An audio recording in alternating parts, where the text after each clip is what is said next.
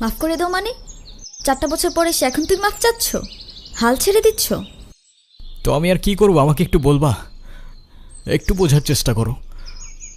তোমার আর আমার ধর্মটা আলাদা জেনি। তোমার ফ্যামিলি কখনোই আমাদের সম্পর্কটা মেনে নেবে না। তুমি কি আমাকে ভালোবাসো না? আরে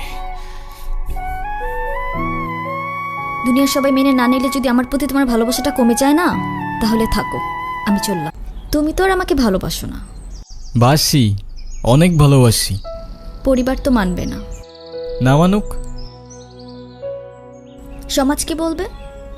সমাজের বাইরে চলে যাব। কত দূর?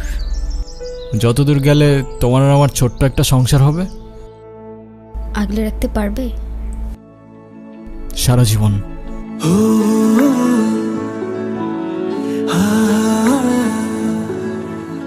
Mm-hmm.